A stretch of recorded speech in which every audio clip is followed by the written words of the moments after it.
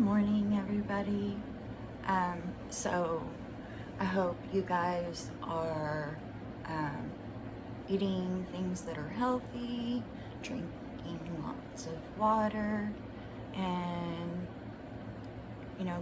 giving yourself patience and kindness. And so basically, um, I knew that I was going to do this video, and I wasn't sure when I wanted to do it. This is going to be a little difficult. I know that I've been telling you guys some of the things that I've been through in my life. And the most recent and the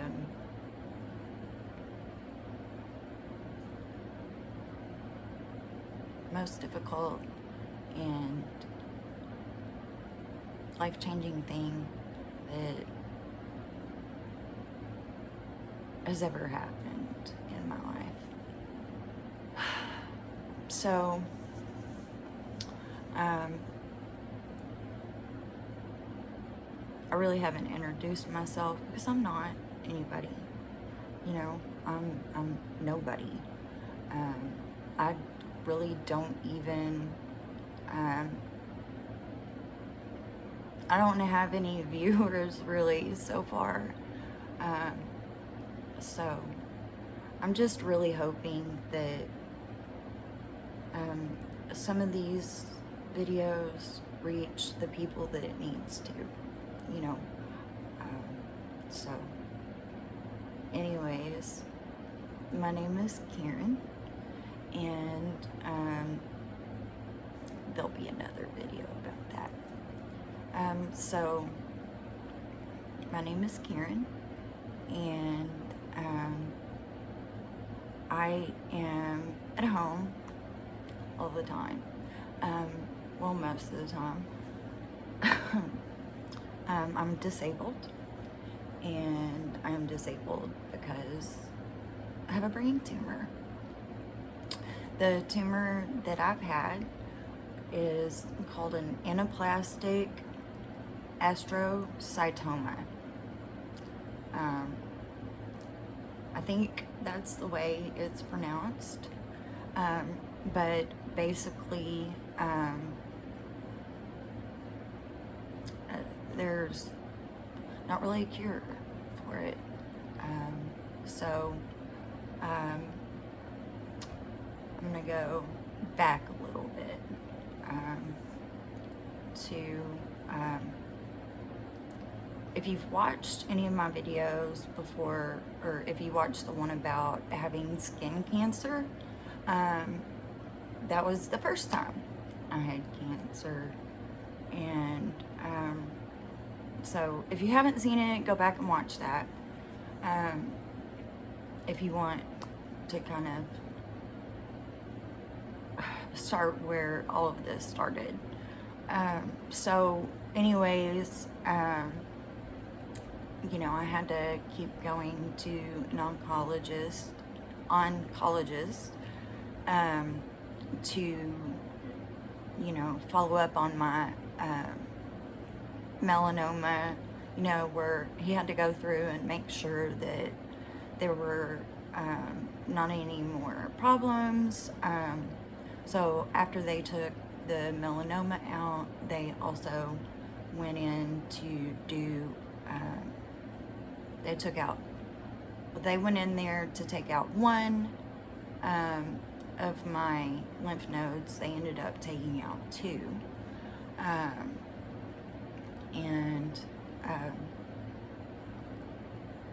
So that was a whole nother thing.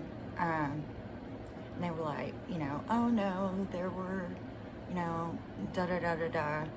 To be honest, I think this doctor,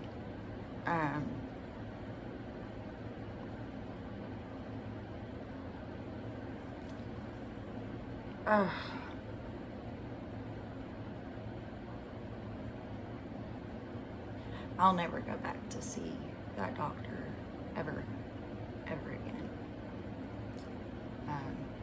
but regardless to say, at one point, well, I kept telling him, you know, over several appointments, you know, I was telling them, you know, I keep having headaches and I'm really nauseous all the time, like something's going on here. And so they sent me in for an MRI of my brain, and they were like, oh no, it's clear, it's clear. And then it's hard for me to remember some of this stuff, and that's why you might see me struggling sometimes. It's not because I want to or whatever, it's because it's difficult. Not only like emotionally, but sometimes it's hard for me to get it from here to here. So anyways, so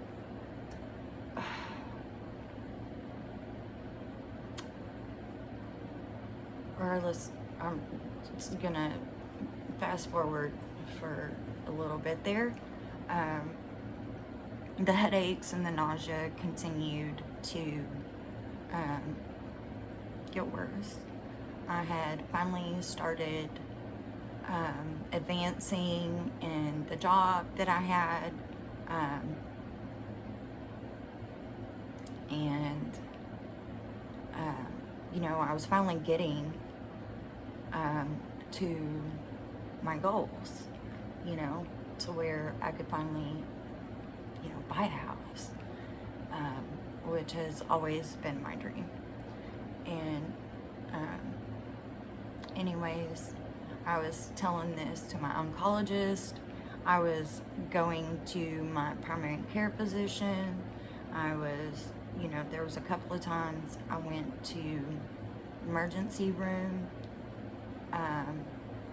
I think at least once. I don't remember if I did it more than, I mean, it was like to that point where I'm like, this is bad, it won't stop, kind of thing. And so I was being given, like, you know,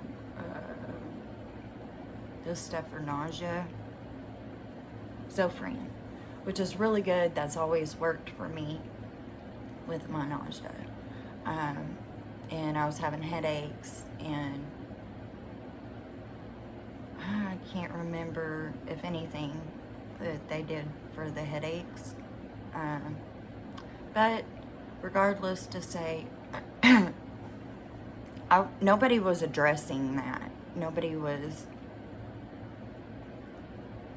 even wondering to themselves, you know, well, why is this a consistent issue? You know, so finally, well, not finally, but while I was at work, and I'm not by any means, I'm not even gonna say who I was working for. Some people may know. It doesn't matter. It really, the only thing that came out of that incident was good. But so anyways, I was at work. I was in the office and had to run out and get the books that we, you know, report our numbers and all of that in there. And there's a newer employee, and anyways, without realizing it, I wasn't holding the door. She was, and when she went to walk away, the door hit me, and it hurt a lot. I had my glasses on and all of that, so it was a blessing that what was hit was actually only the frame of my glasses. Didn't break or anything like that. They're a little worse for wear. They're not exactly, there's a they're a little bit looser than what they used to be, and that's okay. But because of my position and the company, I mean, a lot of companies make you do this now, but after, you know, there's been an incident, you have to go and have it examined, and they take drug tests and stuff, just to make sure that, you know, you aren't being a dummy. But regardless, to say I was working really late, at that point in time, I was looking for another place to, that's a whole nother thing. Anyways, I was staying at a friend's place, which was like 2 hours away from my job. But anyways, I decided I was just gonna, you know, go to one that was closer to where I was staying. And so I went there, and it was actually, the doctor came, they had to do like a MRI to make sure that there weren't any fractures or anything like that, to clear me medically, and make sure that nothing happened. And so, well, through that MRI, it was a really good radiologist, from what I was told, that no other radiologist really would have seen that. But what it was the tumor that was in my brain. The doctor came in to give me the results from the MRI, and never in my wildest imagination did I don't know, you want to talk about like a mind-blowing moment, is when you're sitting there and, you know, instead of just walking in and saying, okay, well, da-da-da-da-da, you're fine, you know, here's your report, you know, they hand you the paperwork, you can walk out. You know, instead, the doctors come in and they sit down. And I don't really remember exactly what the questions were at the second, but told me that they found a brain tumor. And that blew my mind. Like, no wordplay meaning on that. Regardless, to say, that's when I found out I had a brain tumor, and within the span of 2 months, I was having brain surgery. The first doctor I went to told me that it was non-operational brain tumor, and because of where it was located, it was in the, I believe it's called the temporal. It actually was in 3 different areas of my brain. It was the temporal, the occipital, and the, I always forget one of them. Anyways, it's not that it was a big tumor, but it was, if I had not had that brain surgery, I wouldn't be alive right now. So, the first doctor told me that it was non-operable, that I was going to have to find somebody that was willing to do an operation on it, to even have any kind of hope. I sought that doctor out, and I found one, and her name was Dr. Patel. And if anybody wants her information, she's in the Dallas, Texas area, and I'd be more than happy to pass her information on. I don't I mean, she's a doctor, so I don't think it should be a problem. Regardless, to say, I went to see her, and she gave me good news. Well, as good as you can have with a brain tumor. She said, you know, at this point, we don't know what kind of tumor this is. You know, it could be one thing or another. We don't know what stage it's in. So we're not going to know that until, you know, we go in and get it out of there. And there's a lot of risks with brain surgery, of course. So at this point, the doctor not knowing what it was,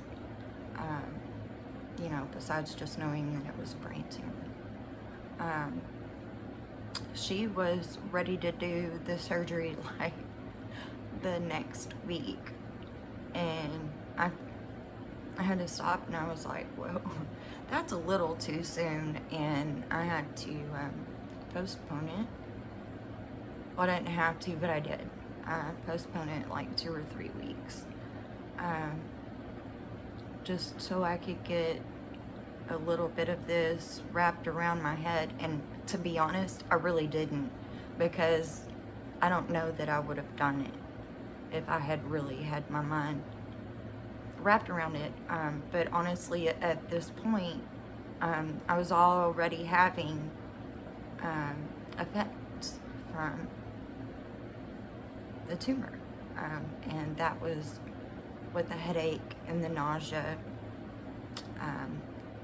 and some of the other things that were going on that were affected from the tumor.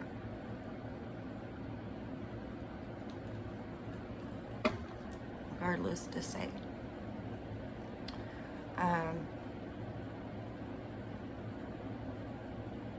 so going into brain surgery, you have to really come to the terms that you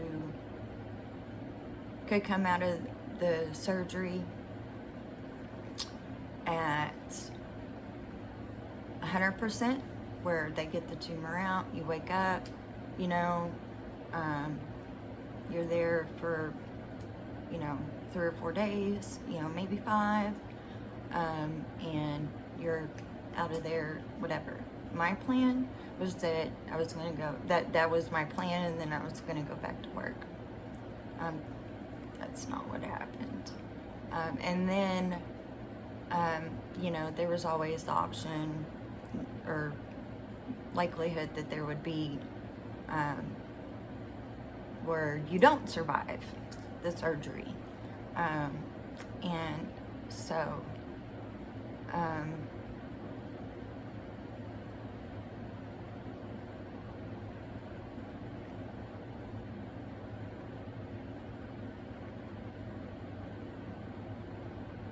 it was hard to tell my family.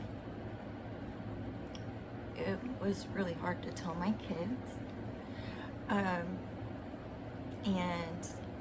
I'm really having a hard time not crying, because even just processing this, I mean, this is a big deal.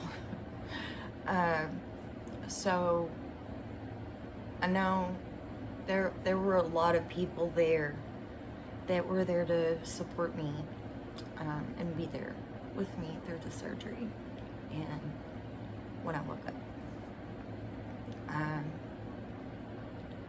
But anyways, went in for surgery,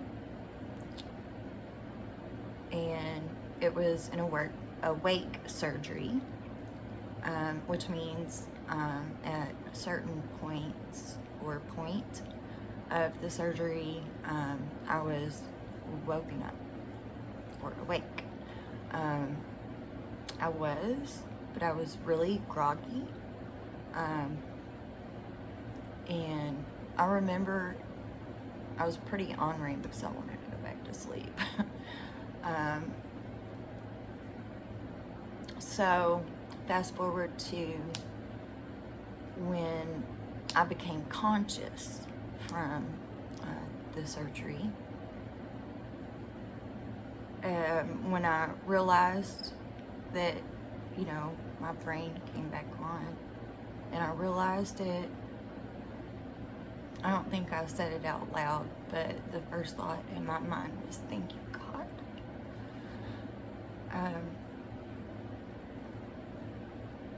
And I don't remember a whole lot. I didn't go home. I was in the hospital for 2 weeks. And there was a lot going on that I didn't realize. I was having over 30 seizures in a day. When I was talking,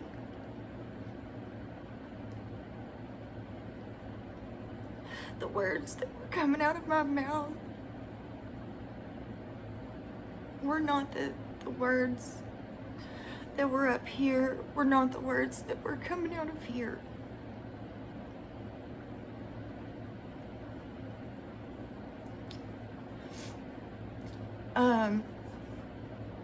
I didn't know that or realize it.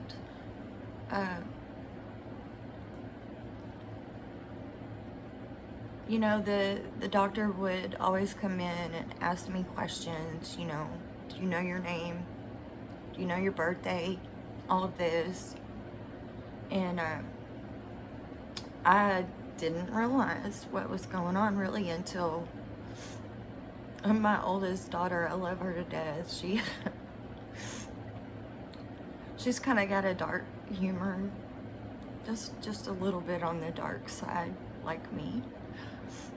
And I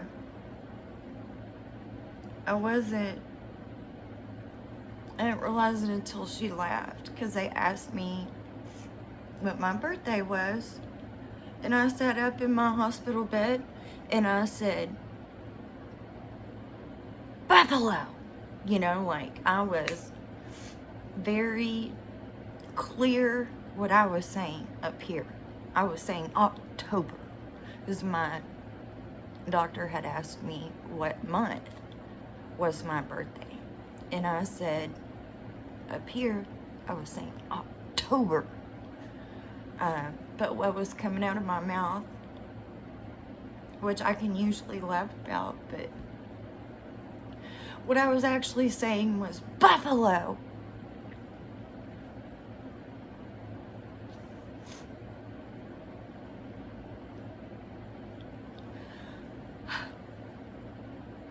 I was having seizures. The words, I wasn't able to speak. I mean, like, I was able to say words, I think. But because I had to ask somebody later, like, what the deal was. But anyways, Crystal laughed because I was so determined on what I was saying. And when she laughed, I realized that something wasn't right. Like, nobody had said anything to me. Besides that, I just remember being woke up a lot, telling me that I wasn't supposed to sleep on that side, because that was the side that where I had surgery.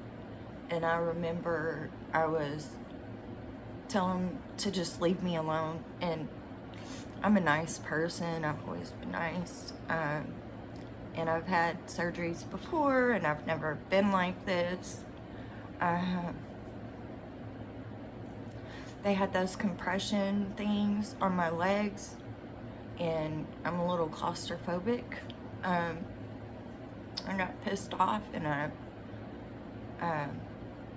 tore them off of myself, and there was a couple times where they would try to put them back on me, and I think I like,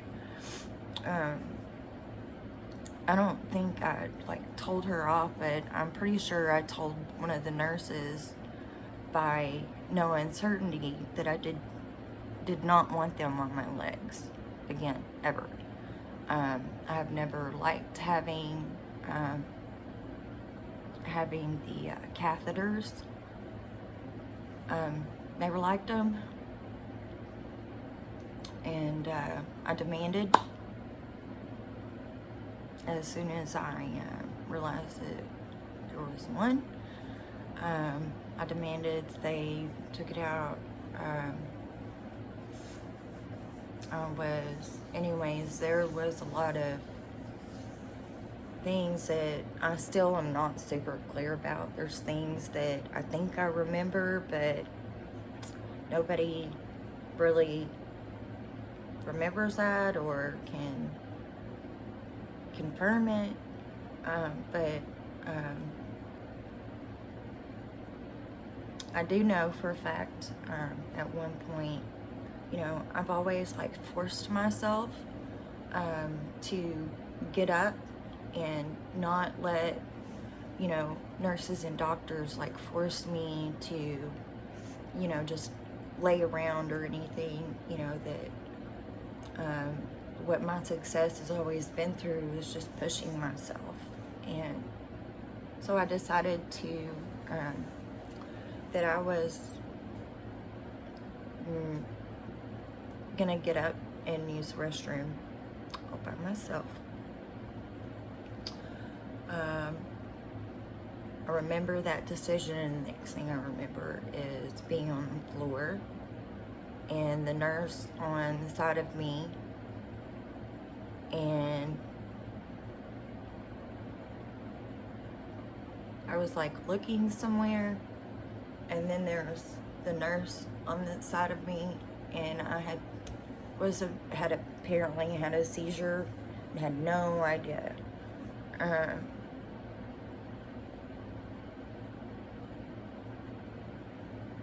God, it was so hard, guys.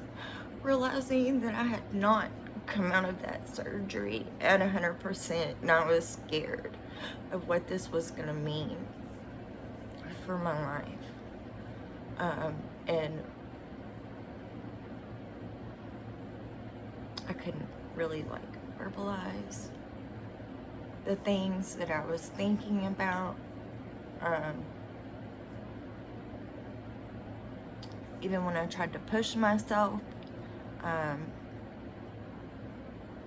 couldn't.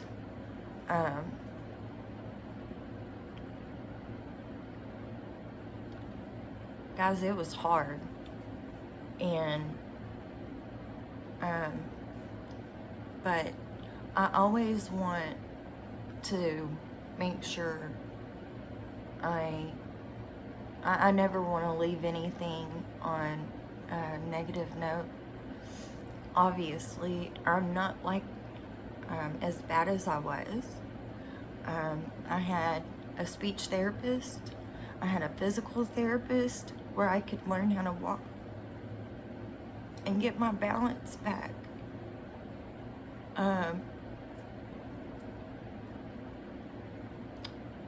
What else? Like, I had to do a lot of therapy, guys. And even when I couldn't understand why I was even still here, even when I wanted to give up, even when I didn't know what was going on, or, you know, I was still telling myself for a long time that I was gonna be able to go to work. And guys, I still have not 100% dismissed that, because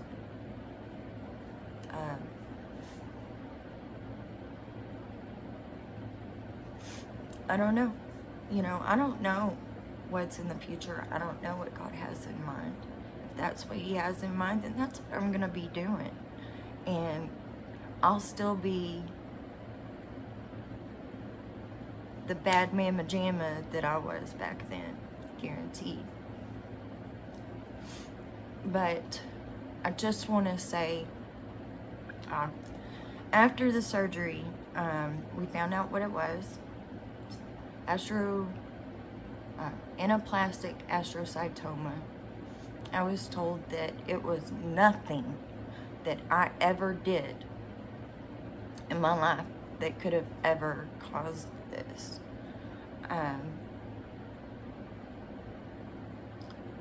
I've been through a lot in my life, and I can't say that I still don't sit here and wonder if it wasn't something that happened, you know, in my life. But it's neither here nor there. I was given the numbers when I was finally able to ask my neurosurgeon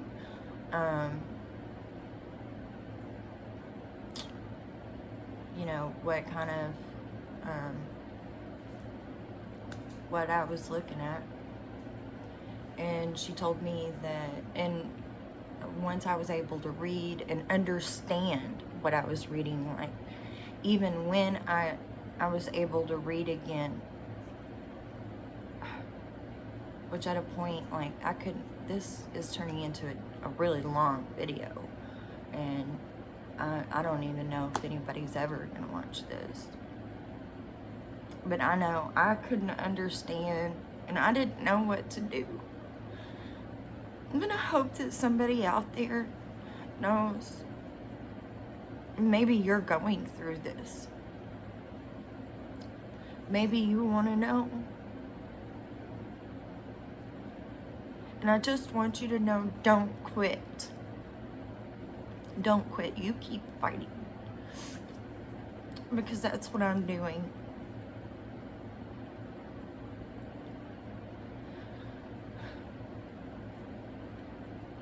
I got to a point where I was feeling very confident, you know, still being very careful and loving to myself, finally, because I've never been very loving to myself. But in December, I found out that it's coming back. And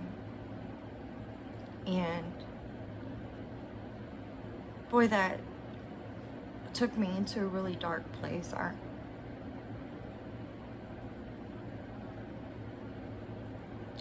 It's scary. So all this time I've been going to the oncologist and the neurologist because I now have epilepsy, which they said they didn't think I had it before the surgery.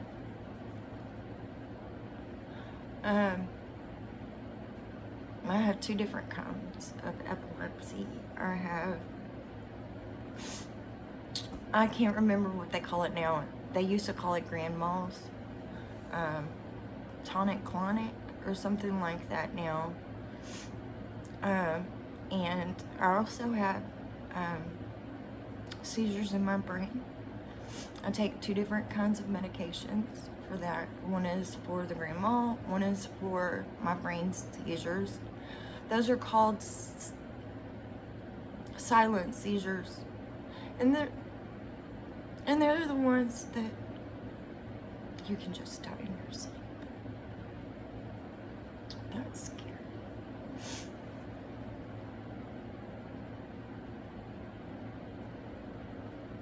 There has been so much to this story. I don't even know if I can, I'm probably gonna wrap it up here in a minute and maybe make a part 2. Because there is so much.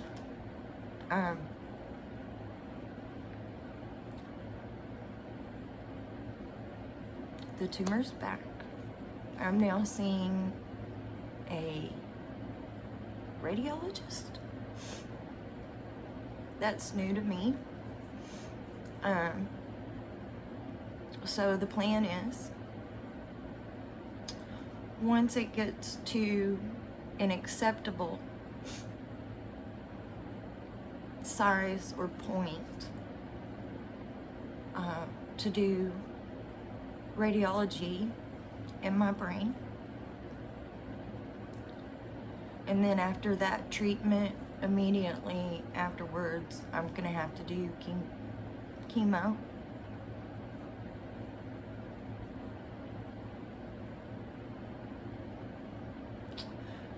The big thing is that is scary to me is because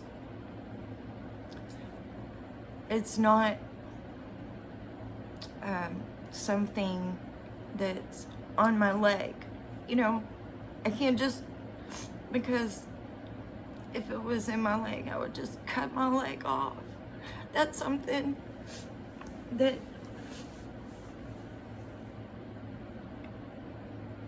I feel like I could deal with. If it was in my arm, I feel like I could cut my arm off and I could deal with that. I can't cut my head off. I can't, you know, there's some types of cancers out there, obviously, that you can't just go, you know, zap it and it's, you know, you're treated, it's gone, you're good. And I know I'm not telling other people's story, I'm just telling you my story, or the way I have felt and all of that. So I'm not trying to put anybody down. So I hope I'm not offending anybody.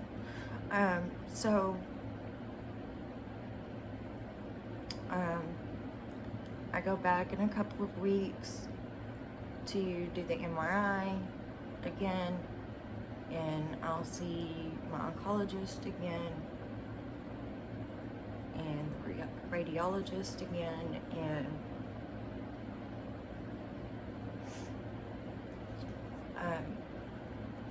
the radiologist said the reason why we have to do it the way that we have to do it, whereas, I mean, with other people that do radiology and chemotherapy, basically, you know, they make a plan and they go in and they do it, you know.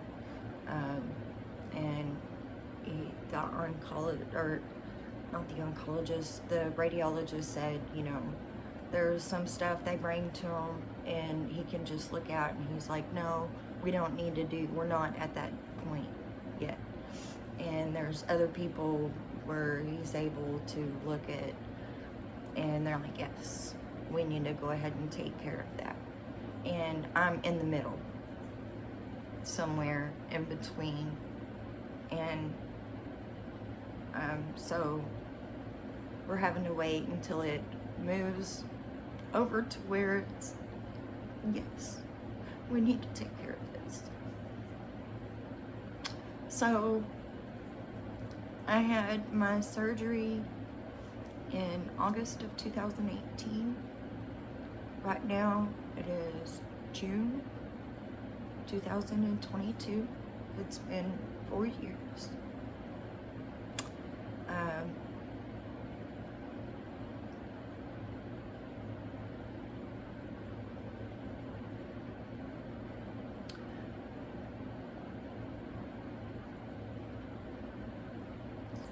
For the last 4 years, it's watching and waiting, watching and waiting, watching and waiting, watching and waiting.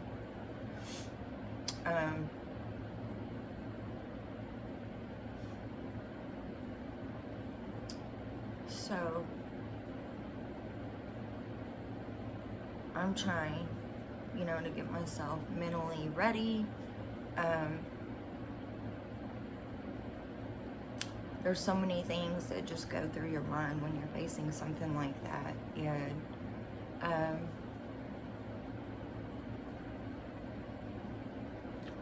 just know that these are when you know somebody, or that's struggling, cancer. please understand that it's not just about the physical, you know. It's from, it's a mental fight too for some people. And you know, you see these commercials and you see these, I know nobody wants to record the people that are fighting, and you know, they don't have that big giant smile on their face, you know. And I've gone, and I don't understand why I can't right now. I'm not one of those, you know, cancer survivors or warriors where they feel more confident in what they're going through or what they have gone through.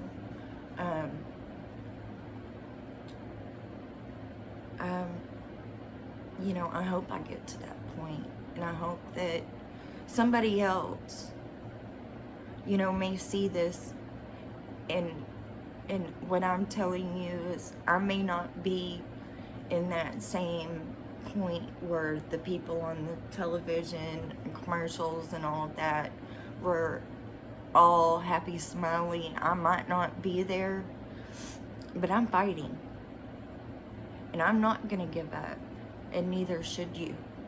Okay? Can we make a deal on that? I have brain cancer. There's no cure for it. I'm fighting for, you know, 10, maybe 10 more years. It may be another 20 years, which, you know, could still leave me in a good percentage of, you know, lifespan and stuff like that. I want to do that, and I hope that you want to as well.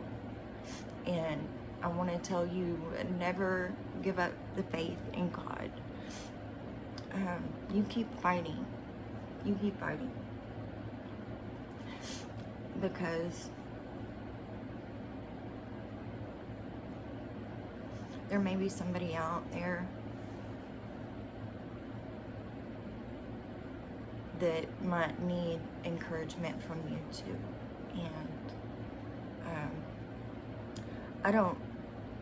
I'm not doing this to make myself look good. I'm doing this for testimony that after everything I've been through in my life, I'm still here, and I'm still here because of God. And the second thing that I hope to get across is, you know, that when you get in these places, I want you to continue to fight. And maybe you'll make a pinky swear with me. Huh? Okay, that might be cheesy. I'm cheesy. I don't know. I don't even know why I record these sometimes. I just hope it's good for somebody. Y'all have a great rest of your day, and don't forget to say your prayers. Don't forget to see all the things that God does for you. God bless your day.